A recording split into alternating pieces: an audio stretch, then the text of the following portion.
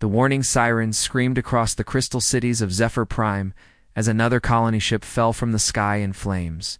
Captain Veltar pressed his six-fingered hands against the command deck's viewing screen and watched his homeworld die piece by piece.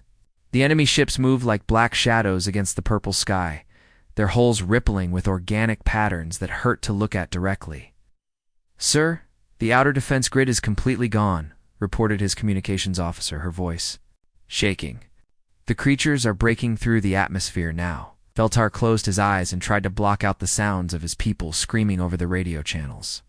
In just 3 days, the Void Swarm had destroyed everything the Zephyrian civilization had built over 10,000 years. 12 colonies had already gone silent. Now only the homeworld remained, and it would not last much longer.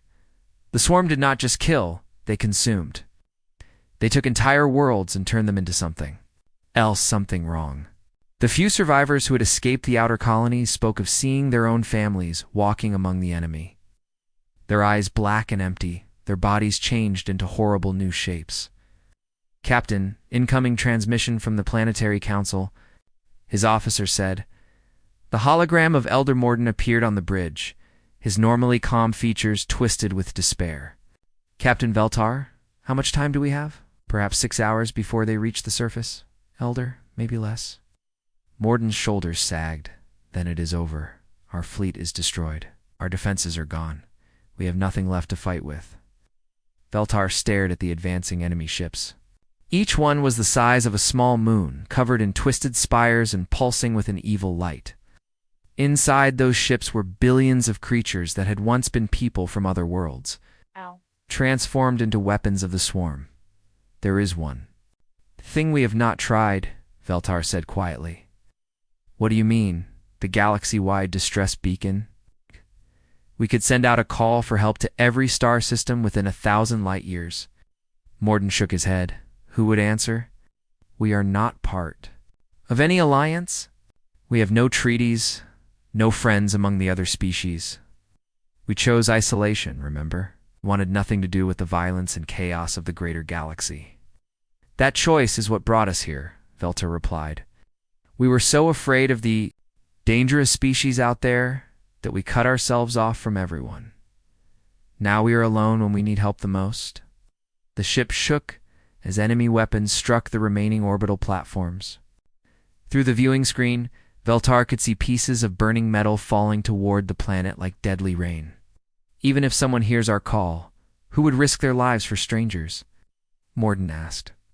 "The peaceful species do not have the power to fight something like this.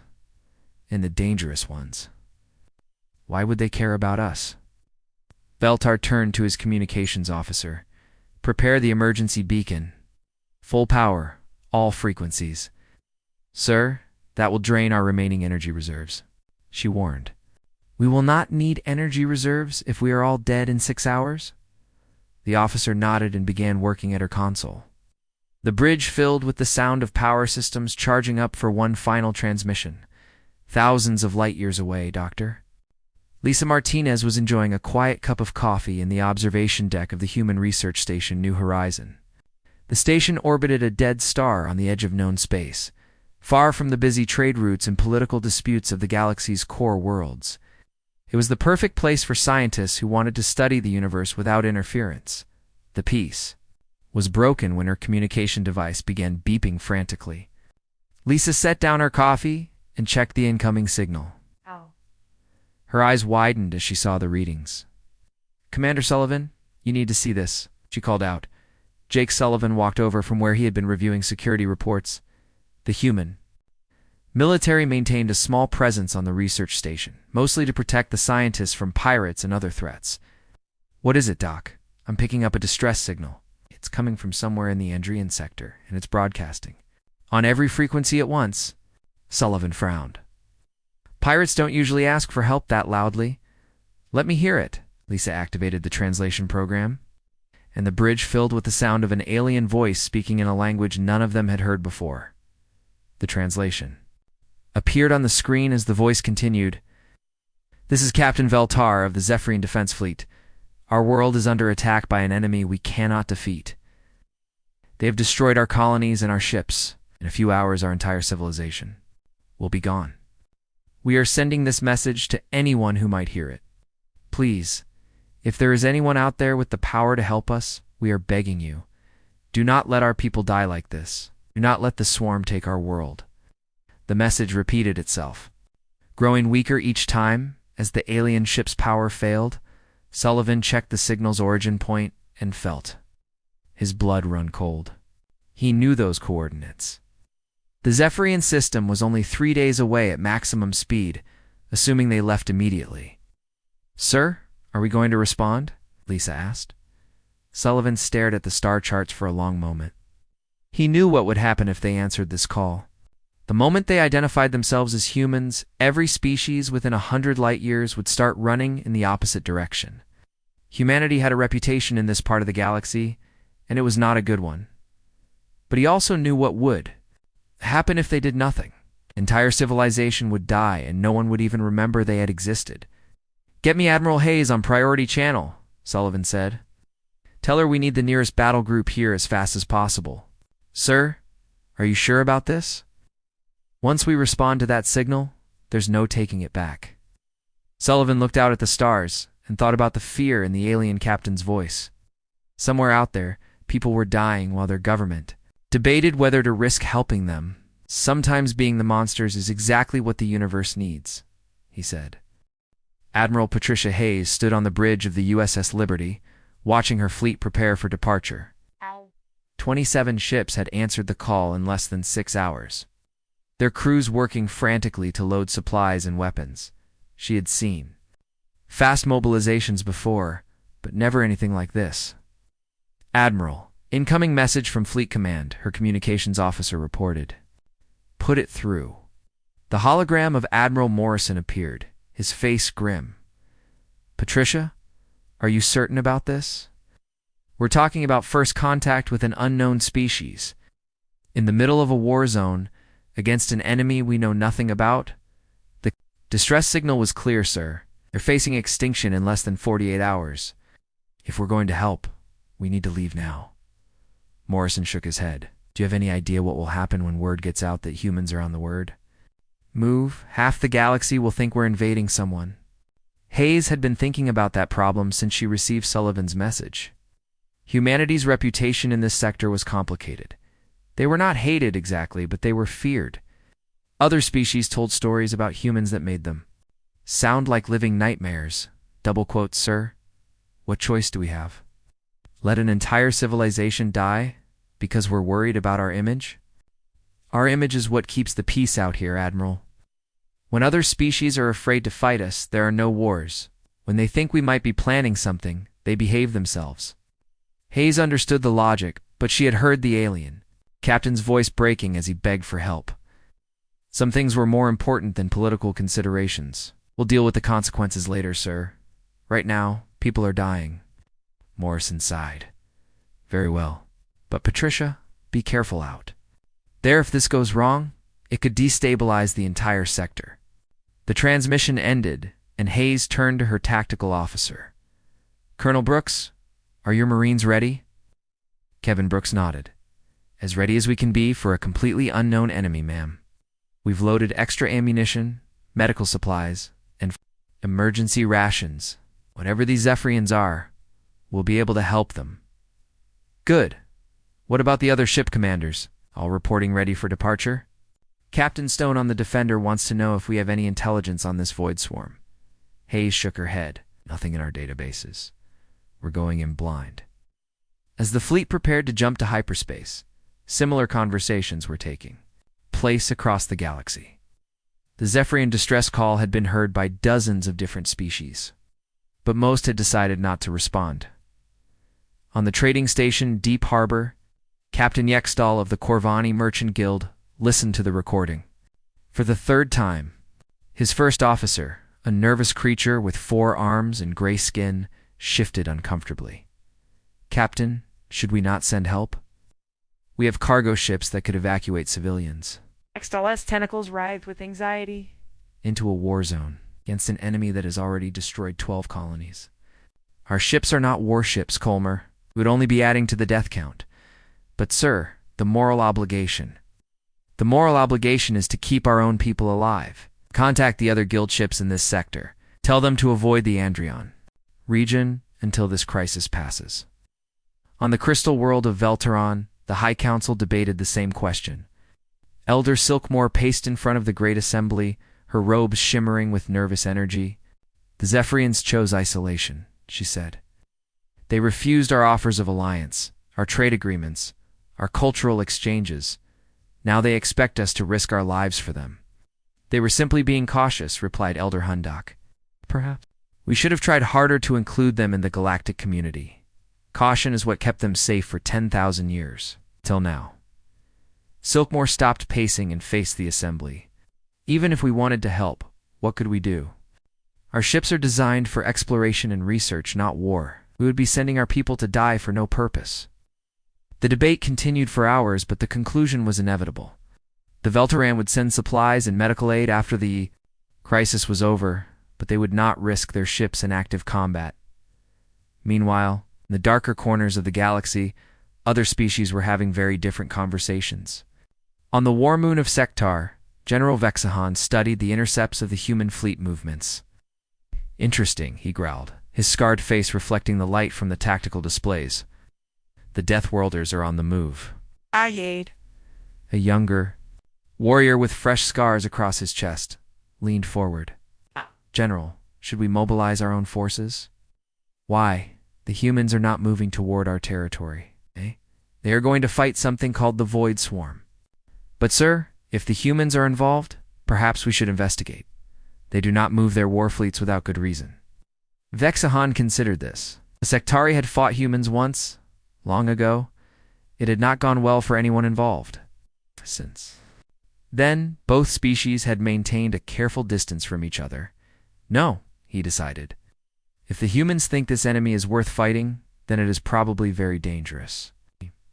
We will watch from a safe distance and see what happens. Similar decisions were being made across dozens of worlds.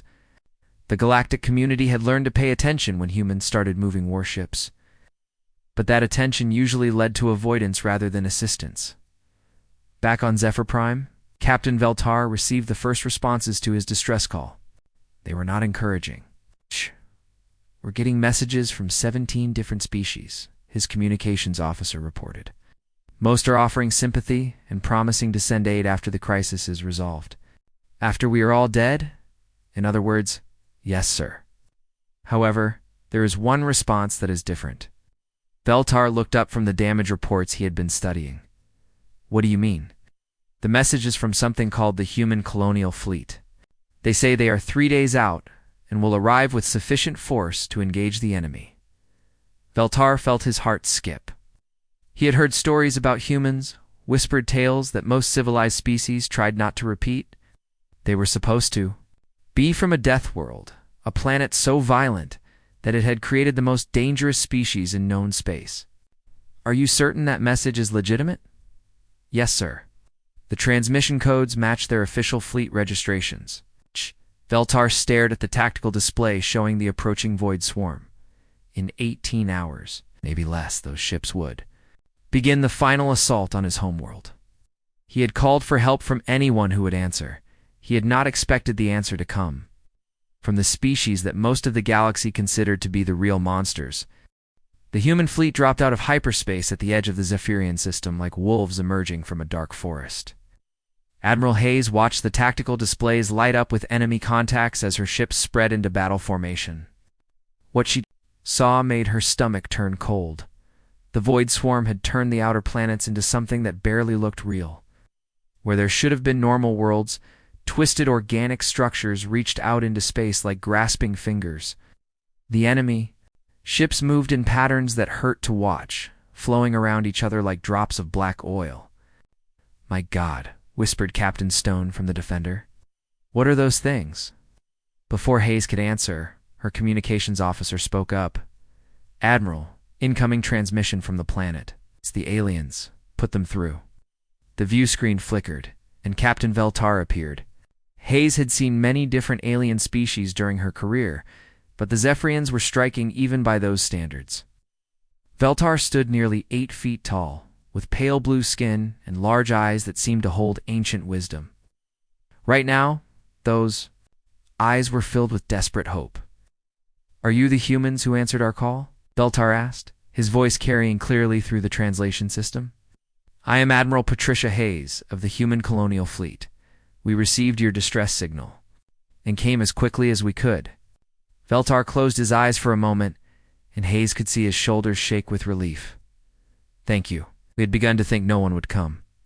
We're here now. What can you tell us about the enemy?" "They call themselves the Void Swarm. Appeared in our system 4 days ago and have been destroying everything in their path. They do not just kill, Admiral. They change things.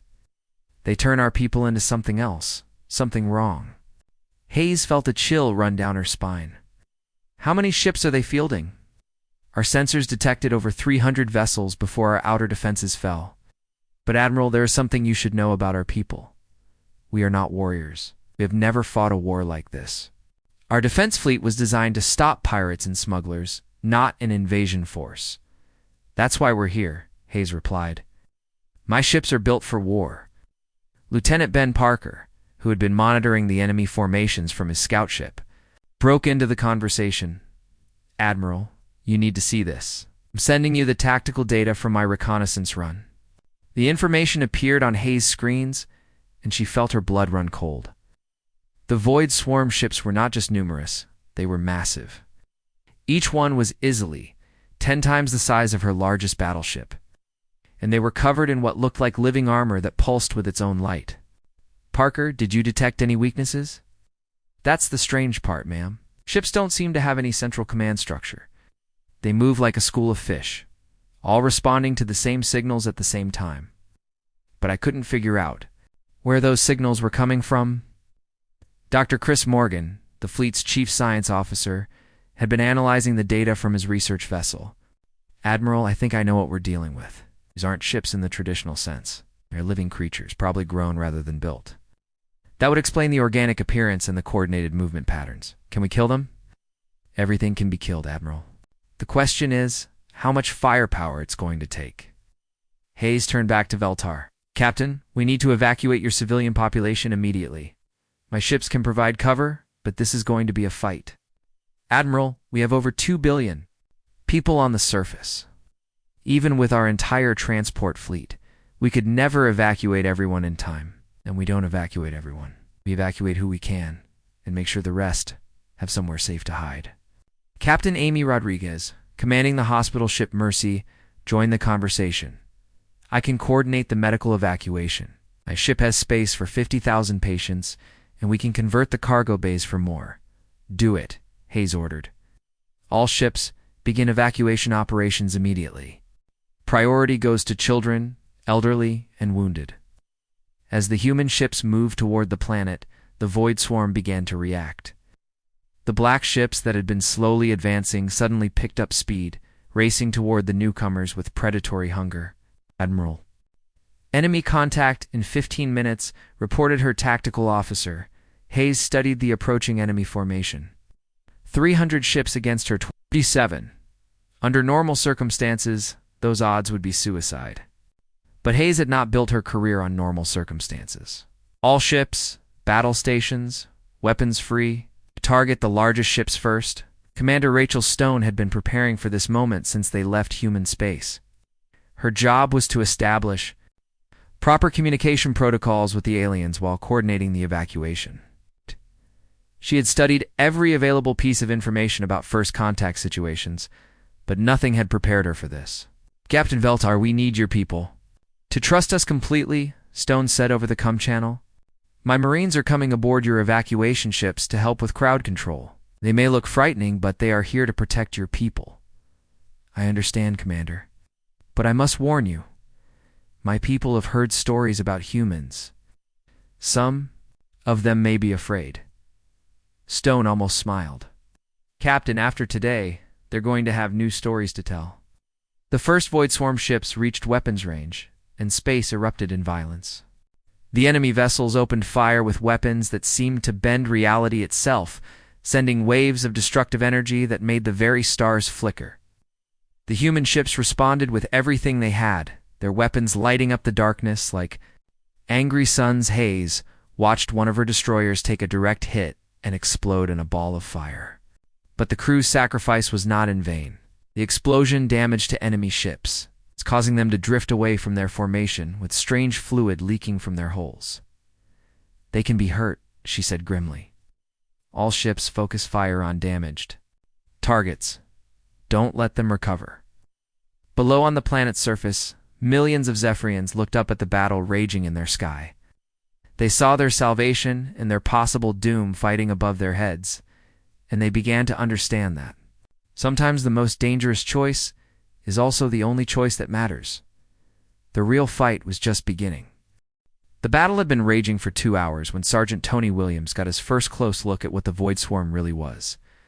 His dropship had just landed on the surface of Zephyr Prime when the ground beneath his feet began to move. What he had thought was normal dirt was actually a carpet of small, writhing creatures that immediately began climbing up his armor. "Contact. We have contact on the surface." Williams shouted into his radio as he and his squad opened fire on the moving ground. The creatures died easily enough under their weapons. But there were millions of them. Major Sandra Lewis watched the surface battle from orbit while coordinating bombardment strikes against the larger swarm ships. "Williams, get your people to higher ground. We're seeing movement all across the continent." "Ma'am, I don't think there is any higher ground anymore. The whole planet is infected with these things." Through her binoculars, Williams could see Zephyrian civilians running through the streets of their crystal cities, chased by creatures that had once been their neighbors and friends. The swarm did not just kill people, it changed them into something else, something that looked almost right, but moved all wrong. "Sergeant, we have civilians trapped in the tower complex to your east," came the voice of Lieutenant Parker over the radio. "Can you reach them?" Williams looked at the building Parker was talking about. It was surrounded by hundreds of the changed Zephyrians, all moving with the same strange coordination. They were not attacking the building yet, just waiting. "Can try, sir, but we're going to need more ammunition." Captain Steve Davis had been fighting in space for most of his adult life, but he had never seen anything like what was happening. To his ship, the USS Defiant had taken a direct hit from one of the larger swarm vessels, and now organic material was growing across his hull like some kind of infection. "Engineering? What's the status on those hull breaches?" Davis called out. "Sir?" "You're not going to believe this," came the voice of technical specialist Laura Johnson. "The enemy weapon didn't just punch holes in our armor. It left something behind. The hull is trying to change itself into something else." Davis could see what she meant on his damage control screens. The metal around the impact sites was shifting and flowing like liquid, forming new shapes that definitely had not been part of the original design. "Can you stop it?" Ow. "This stuff seems to be immune to heat, cold, and most chemicals."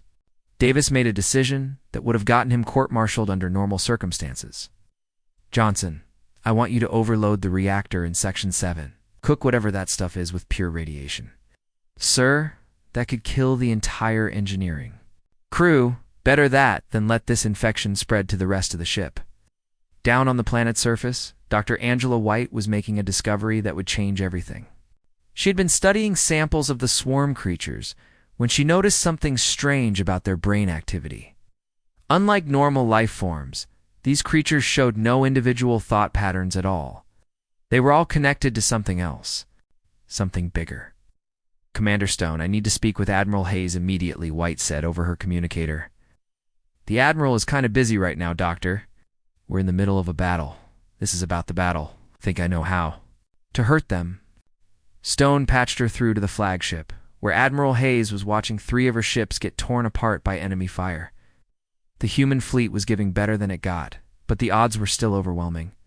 "Doctor, make it fast," Hayes said. "Admiral, these creatures don't have individual minds. They're all connected to some kind of central intelligence. If we could find a way to disrupt that connection, the entire swarm might collapse. How do we do that? I'm not sure yet. But I think it has something to do with quantum entanglement. The creatures are sharing information instantly across vast distances, which should be impossible unless they're connected on a subatomic level." Hayes felt a spark of hope for the first time since the battle began. "What do you need?" "Need to get close to one of the larger ships. close enough to scan their internal structure. Doctor, that's suicide. Those ships are shooting at everything that gets near them. Not everything, Admiral. Okay. They haven't fired on any of the evacuation transports? Okay. I think they want to capture people, not kill them.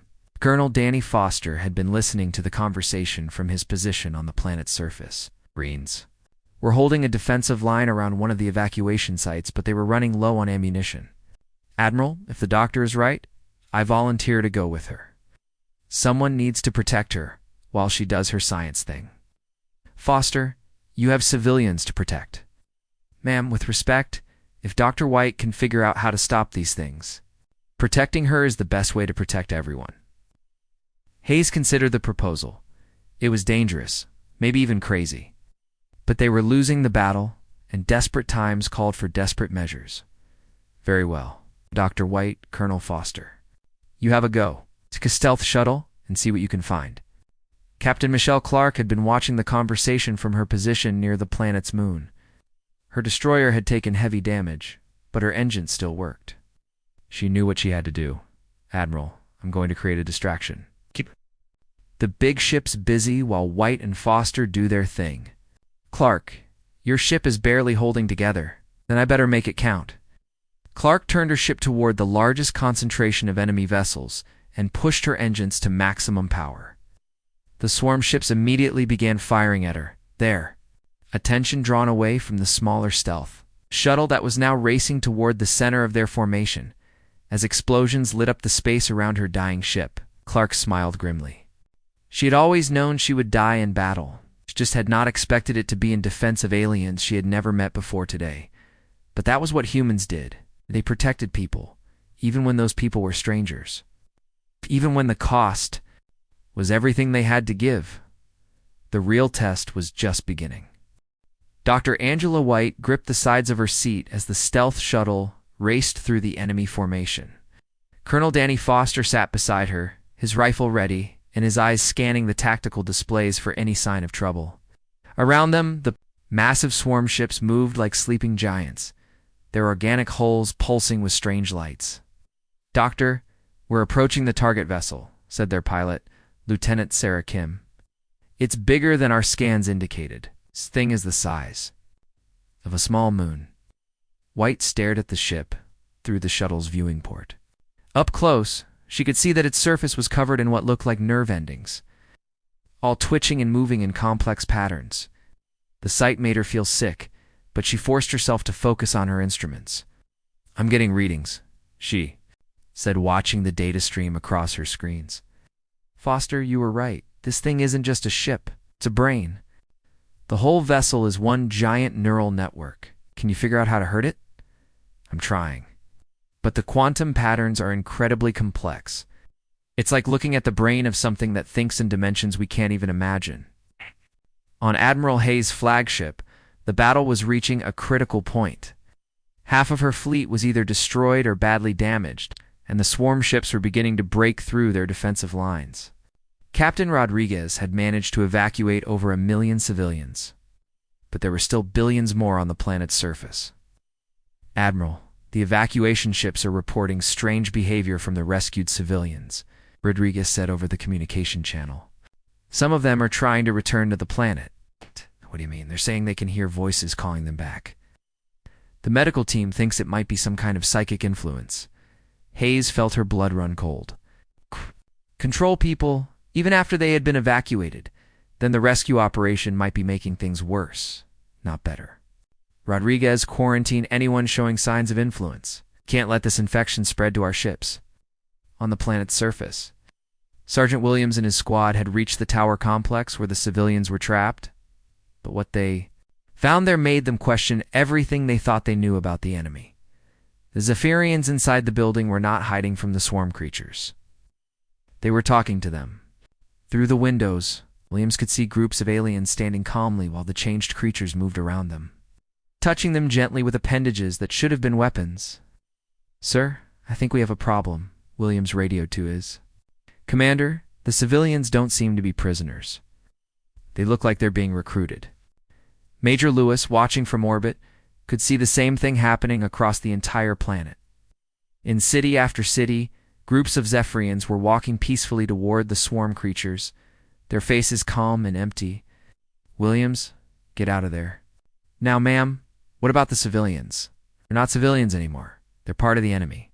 Inside the stealth shuttle, Dr. White was making connections that terrified her. The quantum patterns she was reading from the giant brain ship were not random. They were organized, purposeful, and they were spreading. The swarm was not just a collection of creatures. It was a single intelligence that had learned to inhabit multiple bodies across multiple worlds. "Foster, I think I understand what we're fighting," she said quietly. "This isn't an invasion. It's a conversion. The swarm doesn't want to destroy civilizations. It wants to absorb them. How do we stop something like that?"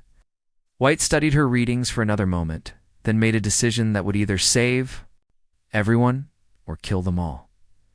"We don't stop it. We confuse it."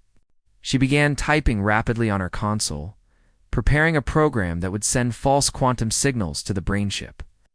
If her theory was correct, the swarm's greatest strength was also its greatest weakness, because all the creatures were connected to the same central intelligence. Disrupting that intelligence would affect everything at once. "What are you doing, Doctor?" "I'm going to show this thing what human brain patterns look like. If I'm right, our thoughts are so chaotic and individual that they'll cause a feedback loop in its collective consciousness." Foster stared at her.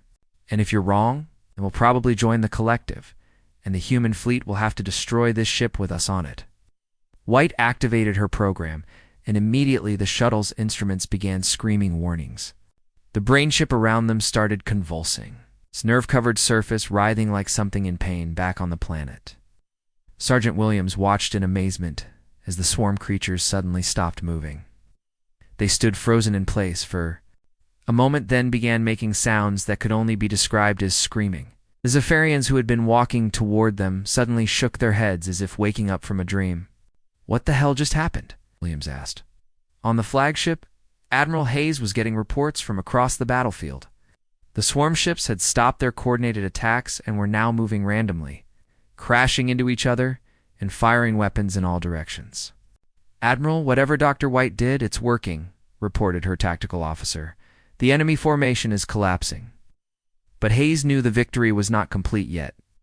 The brain ship was still functioning, and as long as it existed, the swarm could recover.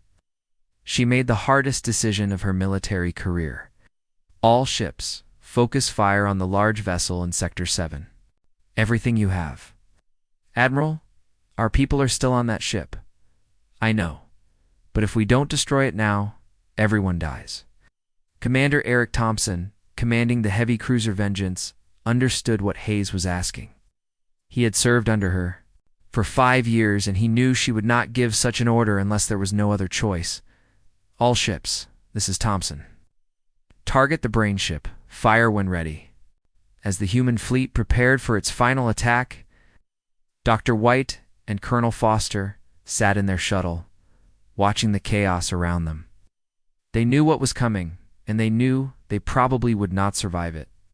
"Doctor, it's been an honor working with you," Foster said. "The honor was mine, Colonel." The first salvo of human weapons struck the brain ship just as White's program reached its critical phase.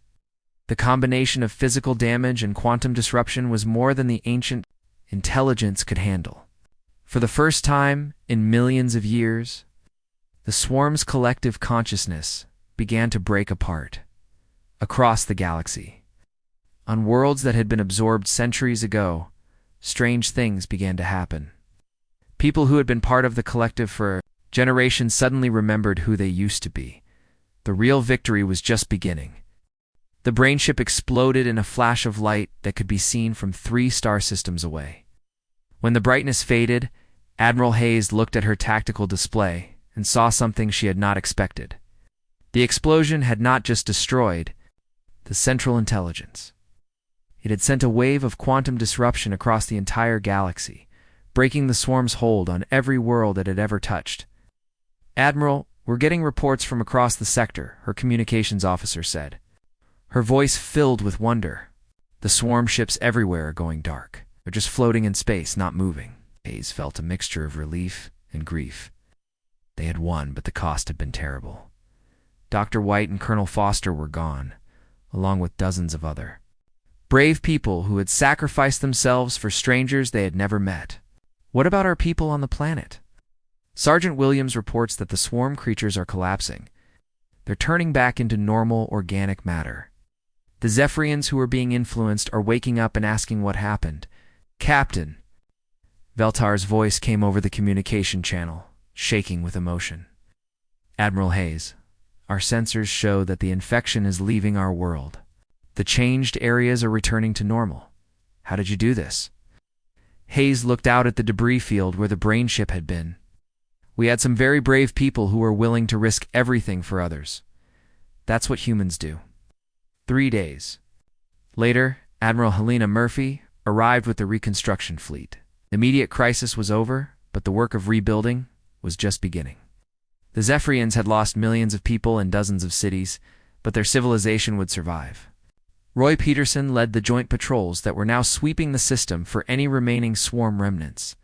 Working alongside Zephyrian ships, the humans were teaching their new allies how to recognize and destroy any traces of the infection that might still be hidden. It's strange, Peterson said to his Zephyrian counterpart, Captain Mortel. Week ago, your people had never seen a human. Now we're working together like we've been allies for years. Mortel, a young Zephyrian who had lost his entire family to the swarm, nodded thoughtfully. My people spent 10,000 years believing that isolation would keep us safe. We thought that avoiding contact with dangerous species would protect us from danger. We were wrong. How so? The real danger came from something we had never heard of, something that our isolation could not protect us from. And our salvation came from the very species we had been most afraid to meet. Peterson smiled. When we first heard your distress call, a lot of people in our fleet were worried about how you would react to us. Humans have a certain reputation in this part of the galaxy. Yes, we had heard the stories. Oh. They said humans were the most violent species in known space. They said you turned everything into weapons, that you never backed down from a fight, that you would do anything to win. And what do you think now? Mortel was quiet for a moment. I think the stories were true, but I also think they missed. The most important part, you're violent, but only in defense of others. You do turn everything into weapons, but only when those weapons are needed to protect innocent people. And you never back down from a fight, but only when that fight is necessary. News of the battle spread quickly across the galaxy. Stations and diplomatic outposts, representatives from dozens of species gathered to discuss what had happened. The conversations were not what Admiral Hayes might have expected. The humans destroyed an enemy that had been consuming worlds for millions of years, said Ambassador Yextal of the Corvani. Perhaps we should reconsider our position on interacting with them. Elder Silkmore of the Veltaron shook her head. This changes nothing. They are still dangerous. It's more dangerous now because they have proven they can destroy anything they choose to fight. But they chose to fight for strangers, pointed out Elder Hundak. They risked their own ships and lives for people they had never met. Does that not count for something? The debate went on for hours, but the conclusion was inevitable. Whether other species liked it or not, humanity had just proven that they were the dominant military power in this part of the galaxy. The question was what they would do with that power. The answer came 2 weeks later when Dr. Lisa Martinez, back at her research station, received another distress call. This one came from a mining colony on the edge of Corvani space. Pirates had taken over their operations and were holding thousands of workers. Hostage Martinez immediately forwarded the message to Fleet Command, just as she had done with the Zephyrian call. The response was exactly what she had expected. Within 6 hours, a human battle group was en route to the mining colony. Within 12 hours, the pirates had surrendered without firing a shot. The mere knowledge that humans were coming had been enough to end the crisis, Captain Veltar. Now serving as the Zephyrian ambassador to the human fleet, watched the news reports with interest. His people had officially requested to join the human alliance, not out of fear, but out of respect for the species that had answered their desperate call when no one else would. Admiral Hayes, he said during their weekly conference, I have been wondering about something. Did you answer our call? You could have ignored it like everyone else did. Your people would have been safer if you had stayed away. Hayes thought about the question for a moment. She remembered the fear in his voice when he had first sent the distress signal. And she remembered the decision Commander Sullivan had made. To respond, Captain, there's something you need to understand about humans. We're not heroes because we're not afraid. We're heroes because we do what's right, even when we are afraid. When we heard your call for help, we couldn't ignore it. Not because we're brave, but because we're human. Veltar nodded slowly. I think I am beginning to understand why other species find you so frightening. It is not because you are monsters. It is because you are willing to become monsters when innocent people need protection. And that, Hayes said with a small smile, is exactly the kind of reputation we can live with. In the months that followed, more distress calls would come. And each time the answer would be the same. Wherever there were innocent people in danger, wherever there were bullies preying on the weak, wherever there was a desperate plea for help, the most dangerous beings in the galaxy would arrive with weapons ready and hearts full of determination. Because that was what humans did. They answered the call.